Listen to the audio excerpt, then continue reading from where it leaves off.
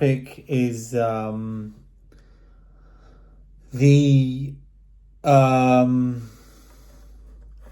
what was it? What did I call it? The between Abraham and Noach, and the journey of the Jewish people, and ultimately the connection to the public menorah, how it all connects. But we'll start. We're going to address a few things. Noach, Abraham, who was the first Jew? Why was he the first Jew? And what does that mean for us? Now, if if you look at the Torah, right? There's one person who the Torah describes as a righteous person, as a tzaddik in Hebrew. And that person is not Moses or anyone else, but it's Noah from the flood. He's the only person who the Torah describes as a tzaddik. By the way, if anyone has any questions, please feel free to ask. This topic it was chosen based off someone's suggestion, someone's question, so we decided to address this. So if you look at the Torah, there's one person who it says about him that he was a tzaddik, a righteous person, and that is Noach. Not just that, but Noach had an incredible amount of faith in God. Right? We all know the story, how Noach was the only one that believed in God and didn't worship idols and wasn't corrupt, and he was saved from the flood. And him and his family were saved from the flood. Let me just have a look.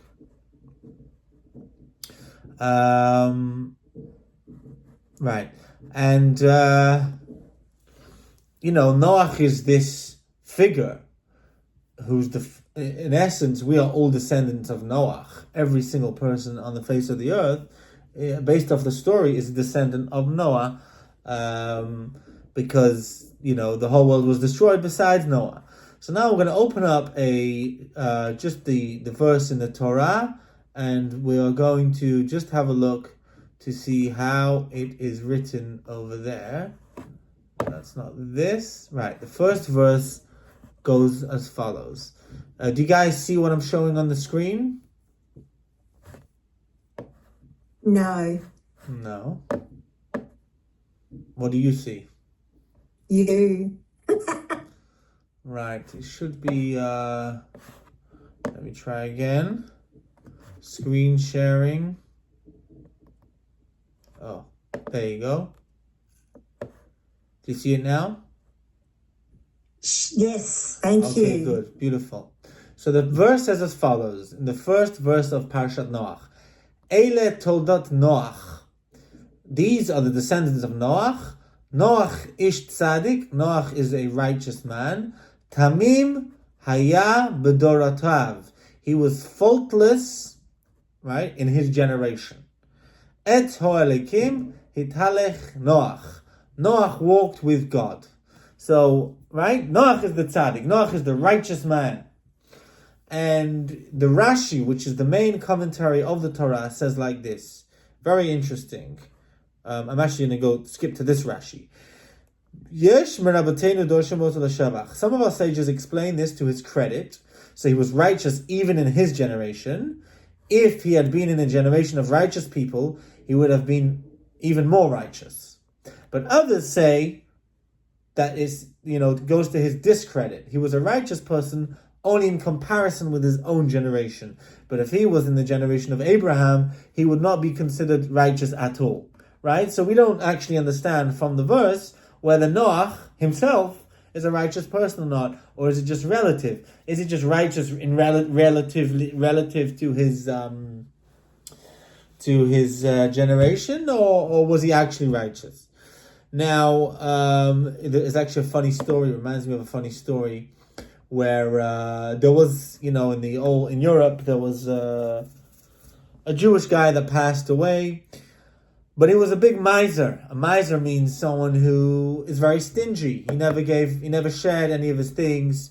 He wasn't necessarily liked. He wasn't, known to be the nicest person. And, a few people gathered together for his funeral, and no one had a eulogy to say. Everyone was just looking at each other and saying, who's going to say something nice about this guy? No one knows. And then the rabbi gets up and the rabbi says, guys, we don't bury people without a eulogy. So unless you want to sit here all day, someone better say something. So someone got up and says, I have something to say. Okay, is it nice? Yes, it's nice. Okay. His brother was worse than him. So that was the eulogy. Now you see from here that it's all relative in essence. But anyways, back to Noach. So Noach is the righteous person. He saves the world from the flood. He reestablishes the world. Why is Noach not considered the first Jew? Why is Avraham considered the first Jew? What is the first Jew? What is unique about Avraham that he is considered the first Jew and not Noach?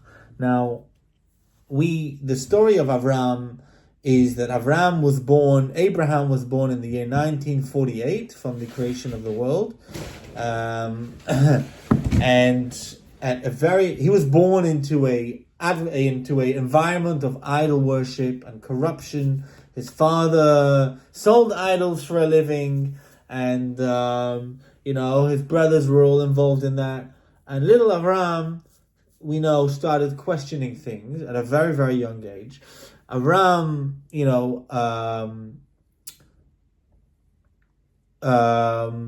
studied a lot of the philosophies and astrologies, and Avraham came to the conclusion that there must be one God, right? There must be. He was, the first monotheist, you can say, right? Which is not so. He was not the first monotheist, but he was the only monotheist that he knew. He didn't know of another one in the world. He lived 10 generations after Noach. So little Avraham is asking questions, right? He grows up a little bit. There's the famous story brought in the Midrash that he goes to his father's shop and he smashes the idols. And then he puts some food in the biggest idol's hand. He leaves the biggest idol standing. And his father comes back and his father says, what do you do? And Avraham said, it wasn't me, it was the biggest idol. Someone brought in some food for the idols, and the biggest idol, and they all started fighting. So the biggest idol started smashing all the other idols. That's what happened. And the father said, you think I'm stupid? They can't walk, they can't move. What? So Avraham looked at his father and said, so why do you believe in them? Right? So little Avraham was a rebel, really, in his time. Eventually he was arrested and thrown into the fire by the mighty King Nimrod. He withstood 10 tests, right? Avraham is accepted that Avraham is considered to be the first Jew. Now, why not Noach? Why? Noach also believed in one God. Why not Adam, right? Adam believed in one God, of course. He spoke to God, as did Noach. And not just Adam and Noach, but you had many others. Shem and Ever, right? They had a yeshiva. They had a school where Noach went to study about God. Not Noach. Avraham went to study later on about God in the yeshiva of Shem and Ever, as did Jacob as well. Shem and Ever were two great sages. So what is it? They believed in a God, obviously. So what is it about Avraham which is so unique? Right? Now let's have a quick look again in the next source sheet. Here you go. Do you see the paper that I'm sharing? Yeah? Yeah. Okay, Yeah. good. Yes. So we see verse number Yud Chet, which means number 18. The Torah says as follows: Avraham hayu yiyeh lago gadol. Avraham will be a great nation, ba'atzum, and mighty, powerful nation. V'nivruchu vo kol goyei haaretz, and all the nations of the world will be blessed in him. Right? Ki yada'ativ, because I have known, for I know him, and known him. Lamana sheyitzave et banav et boto acharav. He commands his sons and his households after him. V'shamru derech Hashem, and to keep the way of Hashem. La'asot tzedakah u'mishpat, to perform righteousness and justice. L'man avi Hashem al Avraham es asher dibur, that the Lord bring upon Avraham which he spoke concerning him. So we see over here that the verse is telling us as follows: Avraham will be a great nation, which means Avraham is the father of the Jewish nation. Now, why is Avraham the father of the Jewish nation? Because he commands his sons and his households after him that they should keep the way of God to perform righteousness and justice. Which means that this is something which is unique, which started by Avraham. The other believers that lived previously did not share this quality. Now, what is this? What do I mean by this?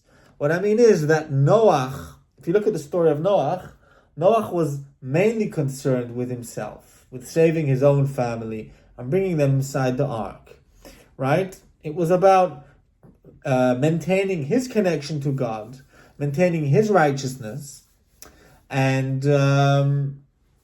keeping his family safe from the corruption and eventually from the flood by closing everyone into the ark.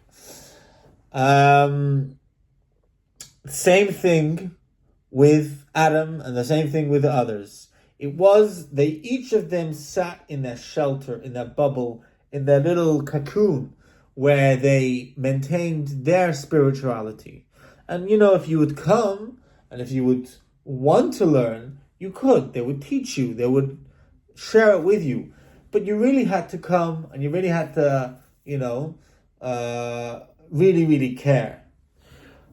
Whereas Avraham was the first person to spread the awareness of godliness. Abraham was the first person that went out of his way to spread godly awareness, right? He was also the first person to educate his children with righteousness. He's the first person to take responsibility for the education of his children. This is, this is really quite a thing that Avraham started, and then Isaac, his son, continued. That was their uniqueness. Back in the day, kids were running around. There was no school. Kids were running around, going wild. Avraham took his children and his servants and started teaching them, and then they traveled and they met others, etc., etc. So this is the uniqueness of Avraham. Now, in order to help us understand this, we will look at another source. There's a lot of sources today. Actually, probably the last one over here. And this is exciting because it's back into the Talmud, the Gemara. And the Gemara says as follows. Don't worry if you can't understand it. I will translate, and this is obviously just in Aramaic, so you won't be able to, without the translation and stuff. Okay, so the Talmud takes the pasuk, takes a verse of the Torah, of the Bible, and explains it to, in kind of a hinting way. So, Vayikra Sham B'Shem Hashem Kel Olam. The verse says that Abraham called out, he set up his tent, right?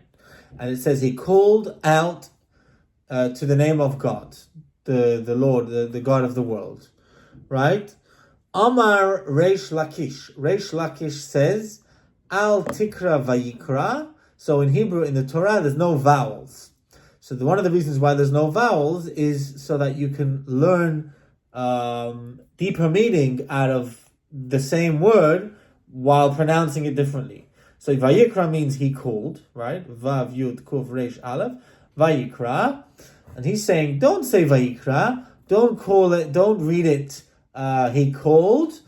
I'm just turning the page. Ela Vayakri.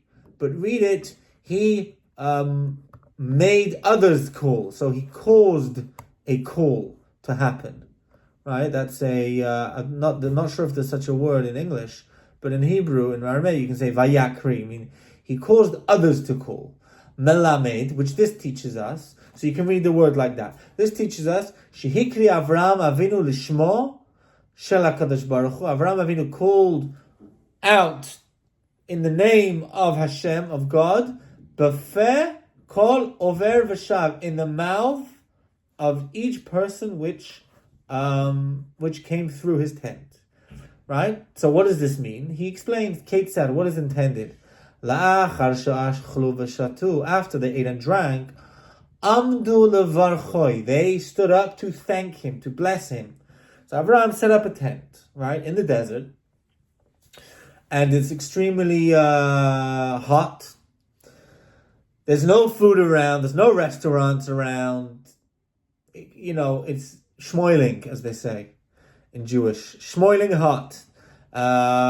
There's, everyone's tired, and people come into his tent and they eat. And after they ate good food, they get up to bless him. Amalahem, he tells them, did you eat from my food? Mishel Elokei Olam achaltem, you ate from the from the God of the world. Hodu v'shavchu uvarchu, so give thanks and praise and bless. Limisha amar va'olam, to the one who said and the world came into being, which is a title for God. So God just said and the world, like he said, let there be light. He said, and the world came into being. So that is what Avraham did, and then he basically forced them to. He forced the people to thank God, to bless God. Now, in another source, it tells us that he actually told them. He actually gave them a big bill. And if they didn't want to pay, so if they didn't want to thank God, he would charge them and say, "Then you have to pay for the food," and it's really expensive, really expensive, because where could you find a restaurant here? So he was, So the question that I'm asking